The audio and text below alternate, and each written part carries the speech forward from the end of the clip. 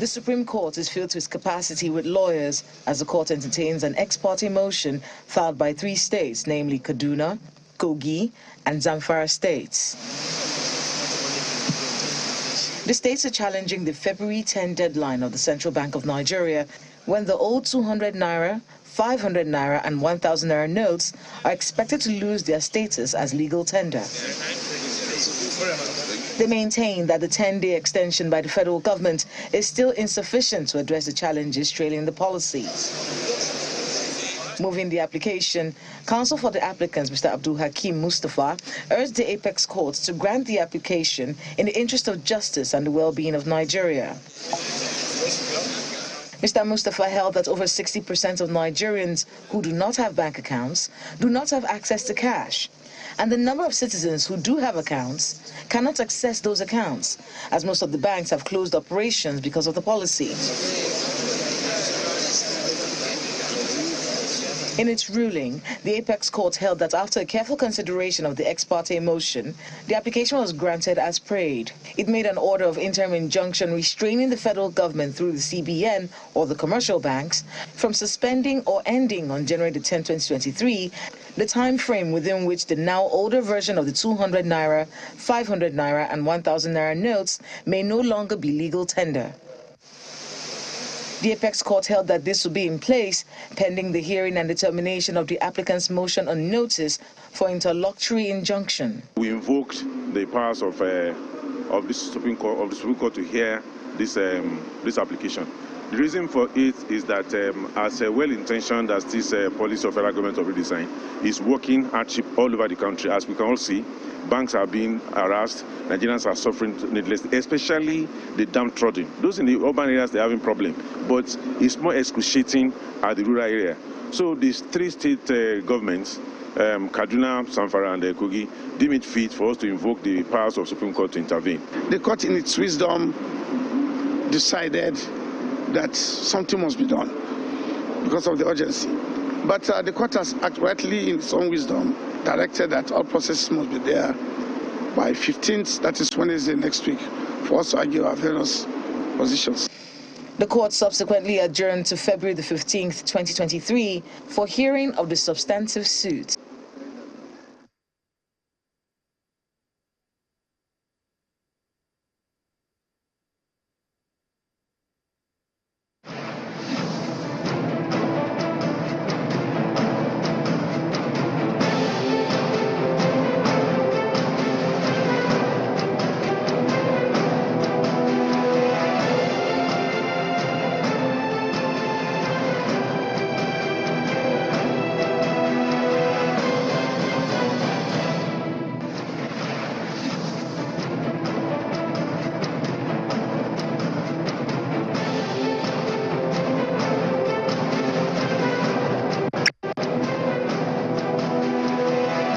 Welcome back. Apologies for that mix-up there, but we do have Mr. Chukwuma Machukwume, who is a senior advocate of Nigeria, I beg your pardon, yes, and former Attorney General and Commissioner for Justice in Imo State. So apologies for that mix-up. Good morning. Thank you for coming on today. Thank you very much for having me. Okay, so many just wonder, the law. What would the law not do to us in this country? Now, I hear lawyers even argue that, wait a minute. Some say, yes, the Apex Court is in order, while others think, no, they don't think the Supreme Court should be the court of first instance for this kind of matters. They think it's the High Court. They think differently about that matter. But this is where we are today. What do you think of this? The issue is a little bit complicated. Oh. Okay. In that a good idea was done in a wrong way and precipitating all these issues now. I agree. Section 251 of the Constitution said Federal High Court has exclusive jurisdiction when it comes to banking and currency. That's the Federal High Court exclusive jurisdiction. You also are aware that Section 243 of the Constitution said Supreme Court has original jurisdiction where there is an issue or dispute between state government and federal government. So these are the things before us now. On the basis of the 251, the Federal High Court has, I think last week, issued an order against CBN. Yeah. So that order is still standing. And now the Supreme Court has issued an interim order. So it's a complicated matter. I think by the time on the 15th, more issues will come up. First, there will be this issue of an order. CBN is involved. If you look at Section 2, subsection 3 of the CBN Act, it made them an independent body. And then I remember this case of Jegede versus INEC relating to Ondo State governorship something, where the Supreme Court said, if you are not a party before me, an order cannot be made. So I understand that Section 20 says that you can't redesign Naira without the approval by the president. The fact that the president gives approval, the thought is for the lawyers who now iron it out, whether it's enough to only sue the president without CBN. Because CBN is not a party in that matter of yesterday, and it cannot be. Because once a non-state actor and federal government is involved, Supreme Court will no longer have jurisdiction. So as long as CBN is not a party in that matter, I guess some complications will be coming up. But wait, from looking at all of these matters, as you say, complications will come up. How do you think that the courts, perhaps maybe rightly so, what kind of consideration would they give to the fact that we have an election to prosecute in less than 2-3 weeks or thereabout? So how will those expedited action happen in this case? Do you see this being concluded before the elections? Because many say that whether or not to hold elections at this stipulated time is hugely dependent on these cases. I think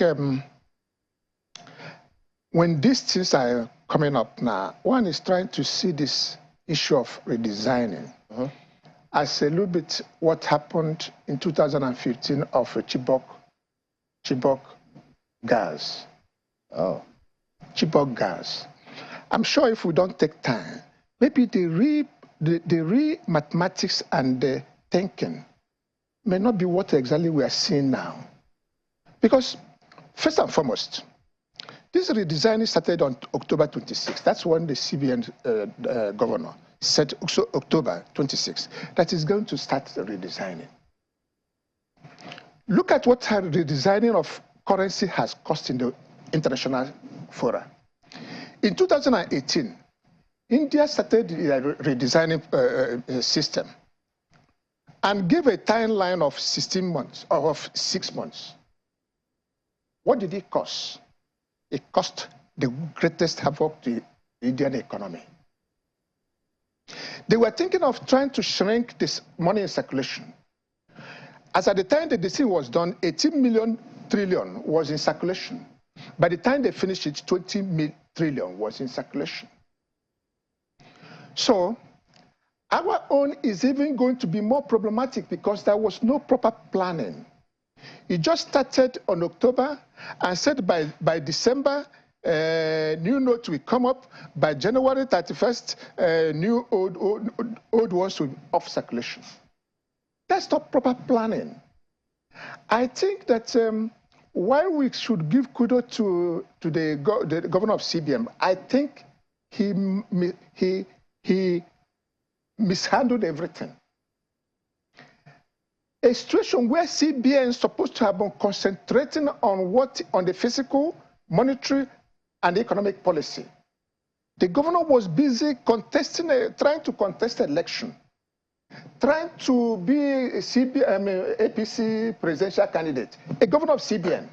But is it this time it was using to have done all these things could have been used in planning this thing properly. But where do we then the role of the institutions, because he's one person, So there's that institution of the CBN, and then you have banks as well, who are supposed to also be outlets for all of this. So when you say CBN mishandled it, is that the way it really is?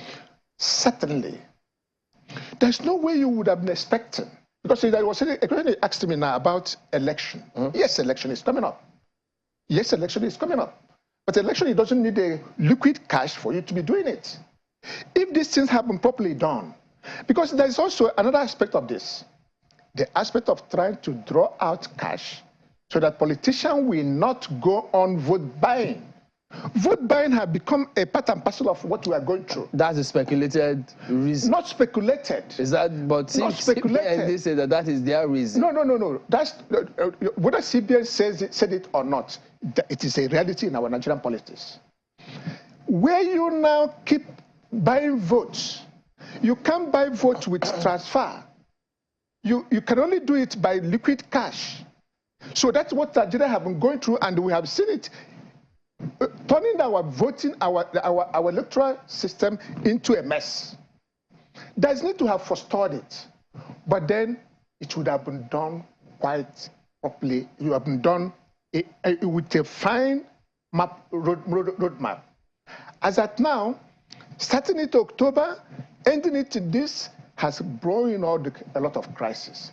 And CBN, you cannot say because it is only one man. Yes, it is only one man. Why then why do we blame the governors? Why do we blame the president if things are going wrong? The head has a control. So the fact that he was busy doing the parificated all over the place, he wants to be a presidential candidate, he wants to do this, when there is a big work to be done. Mr. Machuku, you know, some people have left the realm of legality now, and it looks like we're in the realm. Because, I mean, some people will say they never saw him buy that form. Yes, there was a challenge in court, and yes, you know, the rumors were very strong that indeed he could contest. He did not end up contesting. He wasn't a part of the primaries of the APC, was he? The fact is, look, they said you cannot worship two masters at a time. By the time you are contemplating and making effort to buy form to become a president, there's no way you can still devote your time to what... The point I'm making is that is still in the realm of speculation, Mr. I Chukuma. wonder. We do not exactly have concrete facts to that effect, but, I mean, that's on the side. Let's look at the legality right now. Let's look at what it is that we have before us, which you say is very complex. Yeah. The Supreme Court has, because they've said, oh, the Supreme Court hasn't exactly decided. What it has said is stay action until the 15th of February. Is that what it is? Because this is me trying to interpret legal language into layman terms. Is that what the Supreme Court has said? That is what it is. What they have done, what the Supreme Court had done yesterday, was to give an interim order.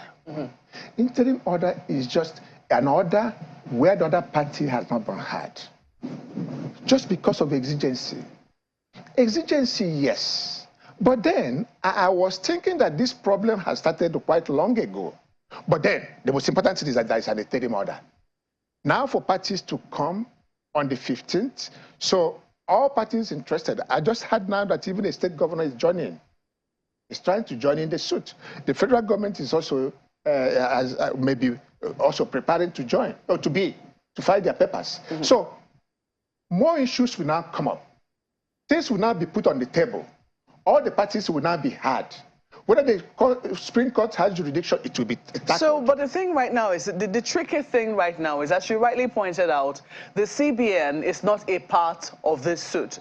True or false? It's not a part of the suit. Exactly. And then we have a February 10 deadline looming. The February 10 deadline, or the 10 days extension, I think expires on February the 10th. But the Supreme Court has said, wait till February the 15th before. So it would seem that by some fiat, there has been an extension by default.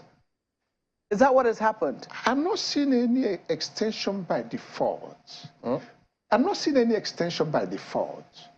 Okay. What is actually going on is issue of whether the old currency will still continue to be a legal tender or continue to be used. In the first place. Till the 15th. Yes. The election is coming up on the February 25th. 25th. Is INEC saying that they need raw cash. No, INEC is not a part of this. No, I'm not talking about the elections. Yes. I'm talking about the deadline which the Central Bank of Nigeria set. Recall that before now, January the 31st was the deadline by which all old notes should have been out of circulation. Correct. And only new notes should be in use. The CBN, in its wisdom, granted an extension of 10 days. Correct. Now, if the 10 days expires on February the 10th, yes, February the 10th from the 31st of January, and the Supreme Court of Nigeria is saying that we will hear the matter on the 15th of February, hasn't that granted an extension by default? That's the question I'm asking. Automatically, it has granted extension. It has granted an extension. Maybe not by default, but maybe not use your language by default. The Supreme Court has given an order. All it means now is, if on the 15th, the Supreme Court hears and determines that CBN is right, of course, automatically, as at the time of the judgment of the Supreme Court, the order of CBN goes in and continues. Because some people will say that this is very tricky, knowing that the CBN is not a part of that suit, cannot be a part of the suit by the 15th. The legal opinion that said that order given by the Supreme Court is of no effect that it has, because the CBN is an independent and autonomous institution. I think I would not really toe that line, because the principle that a court order, no matter how silly it is, stands until it is set aside. All we can do is, by the time federal government comes into the matter, he will now play out his card by saying, the order you are given, I might not be able to carry it out. The organ that ought to do it is not before you. It has to be canvassed, and the court has to rule on it. But we cannot say, because the CBN is not there, and then it should ignore the Supreme Court. I cannot canvass for that. So in other words, so what we're saying is, it is until 15th when the whole thing is brought before the Supreme Court. Probably by the time this issue, the order was made, maybe that argument of CBN not being a party was not canvassed before it. Maybe there were some other exigencies that were pulling. So one cannot please say, CBN, go on with your whether or not start to breeding anarchy, and you cannot spite Supreme Court. So that then means, literally out there on the streets, after February 10, people can still go on utilizing the old Naira. It is still a legal tender. That is what the Supreme Court just said yesterday. All right, let's bring in our colleagues from Lagos. All right, Mr. Machukwume, good morning, sir. I noted that you argued to the point, or you clarified the point about how the Supreme Court can rule on matters relating to, or that have to do with the federal and state government. But when it comes to currency, it has to do with the High Court. It's the High Court that has the jurisdiction. I hope I'm not mistaking on that. And in relation to that, this matter is between the federal and state governments to the extent that it has to do with the country's legal tender. And it has come in some sort of conflict between the federal and state governments. So to that extent, does it fall within the jurisdiction of the Supreme Court? You see, it was like an argument that happened some time ago. You see, the Federal High Court has no jurisdiction over land. But there was this argument that if there is an issue of liquidation, which is exclusive jurisdiction of the Federal High Court, whatever that comes in within the baggage of that liquidation, and eventually inures a jurisdiction to the Federal High Court. Yes, I said the issue of currency and this thing is that of exclusive jurisdiction of Federal High Court. But here is a situation where the state is having a dispute with the federal government. Unfortunately, the three states are all APC states, but that's a different ballgame altogether. Now the states are saying they have a dispute. by the exclusive jurisdiction of the Supreme Court, or original jurisdiction. Once there is a dispute between a state and federal government, no matter the nature of the dispute, it has to be tabled before the Supreme Court, and the Supreme Court has to decide on that. So what we are having now is a little bit conflict, but it does not mean that by the time they canvass it in the Supreme Court, by the time all the parties are before the Supreme Court, then the decision will be made, whether that is on the basis of that, of the dispute between just the states, the federal government, the Supreme Court will have a jurisdiction on it or not. So it has to be decided. I'm sure it is one of the issues that will be burning before the court on the 15th. Speaking of issues, the Federal Capital Territory High Court has ruled that the CBN should not interfere with that February 10 deadline. That would seem a ruling at variance with the Supreme Court. How is it going to play out? That of the district came first in time. The dispute in the matter in Supreme Court was not on by the time the court gave that order. The FCT High Court court gave that order. So I do not think the court didn't want to face Supreme Court because there was no dispute to the much I know. There was no matter pending in Supreme Court by the time that order was made. We became aware of this matter yesterday after the ruling. So I'm not too sure that there is insubordination or whatever as regards that. Now, if the current... I wonder whether if that matter was also cited to the court by the time the order was made yesterday. I think all this will play out on the 15th. Okay, so if the currency continues to be... on the table. If the old notes continue to be legal tender after February the 10th, would it constitute an issue at the Supreme Court on the 15th of the February, at least by the defendant? You see, the Supreme Court has given an order. I don't see anywhere any person can start talking about the old note not being a legal tender anymore, because there is a court order saying continue to use it until 15th, when everybody will be heard. So on the basis of that, I'm not seeing any controversy on that. And a court order has been made, and it has to be obeyed. So there's a court order.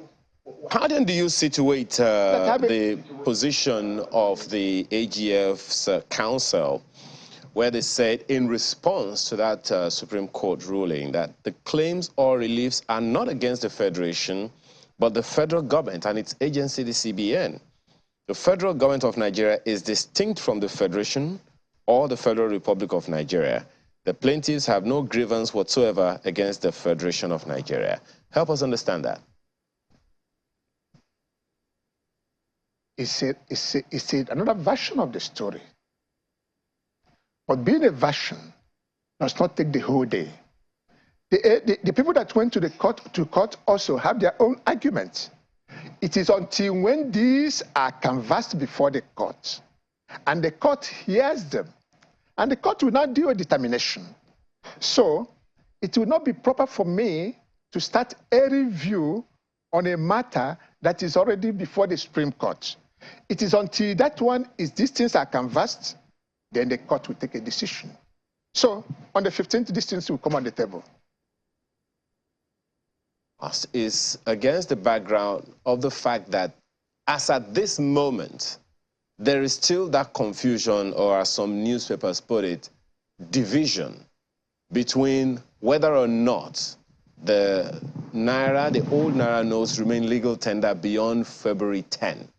So especially again, because as you just rightly heard and which you're aware of, the federal government has also gone to the same Supreme Court to tender this particular thing that we just cited to you through its counsels. So to that effect, is this, and there are those who would also wonder, okay, so the CBN is not joined in this case, but the federal government, headed by the president, who is the boss of the CBN, is joined in this case.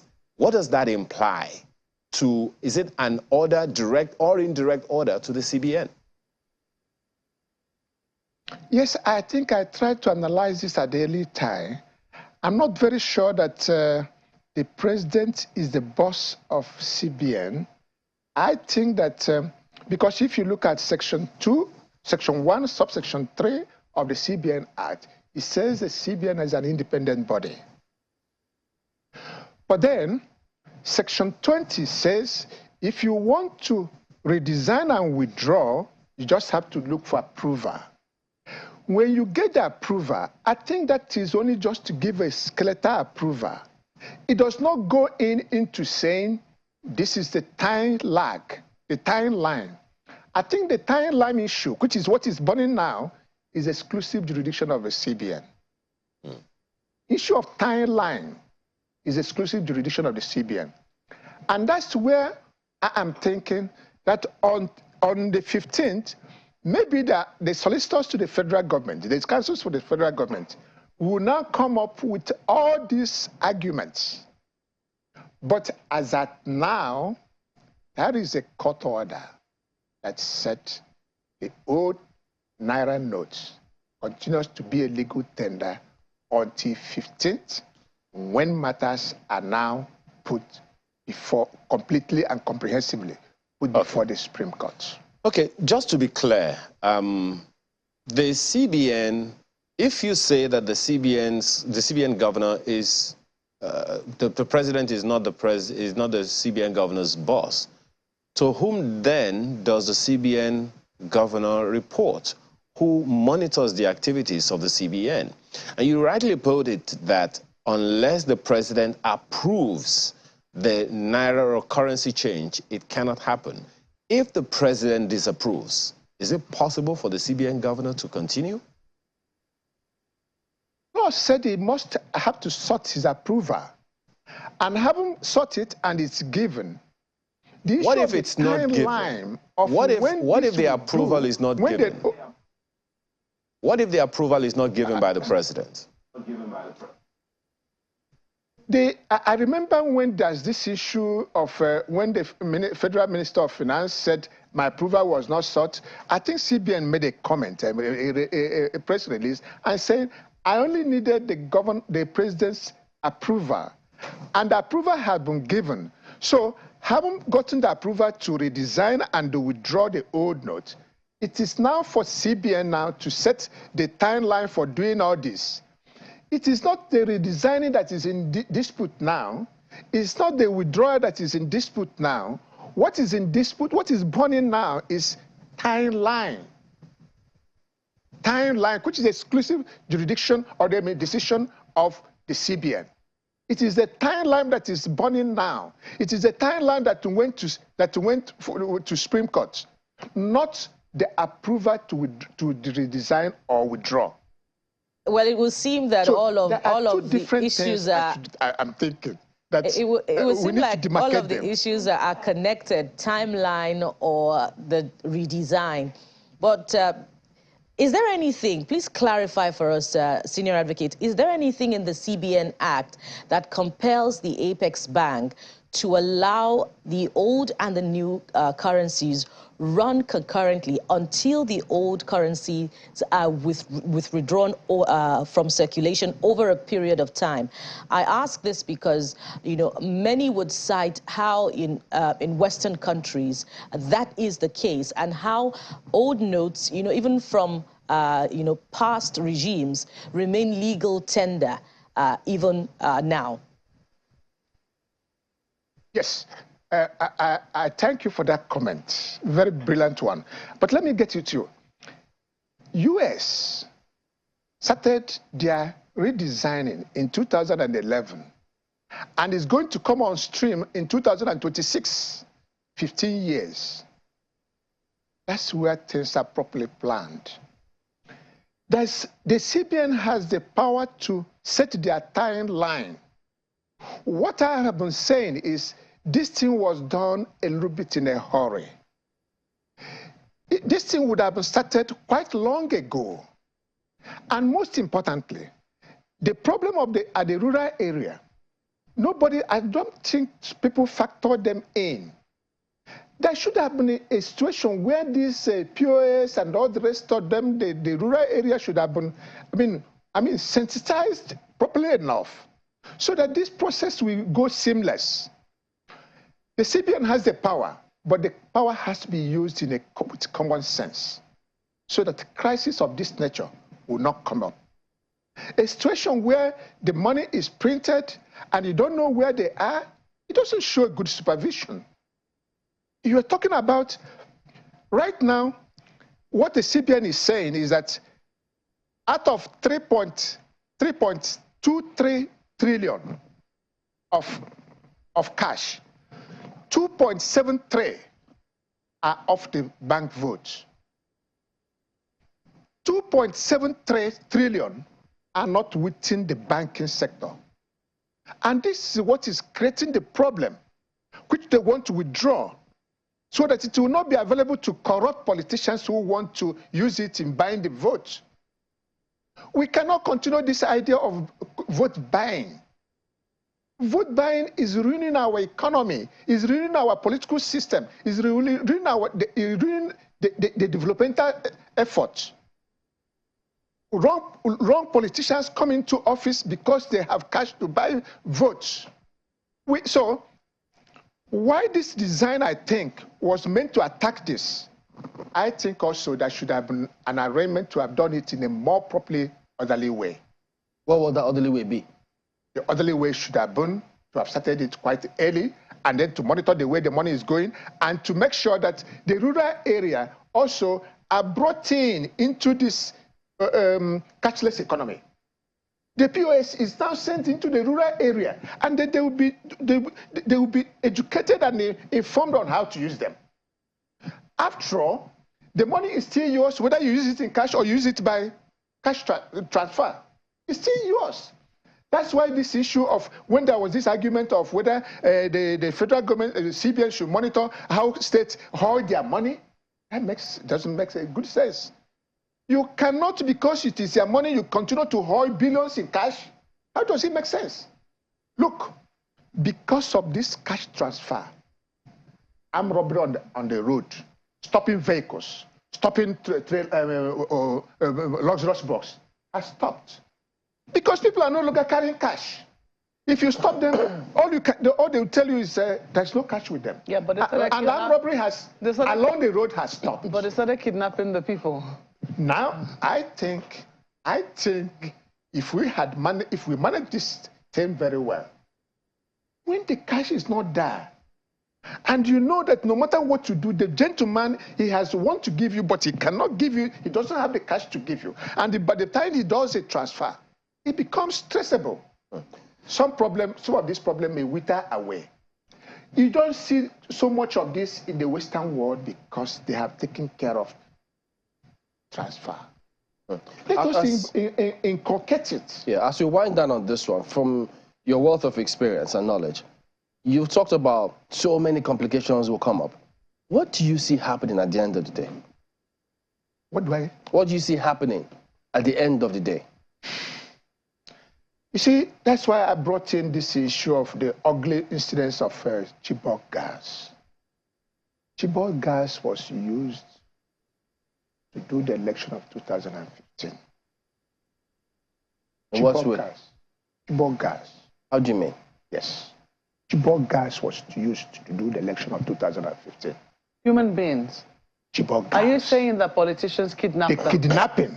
The kidnapping of Chibok gas was aimed at 2015.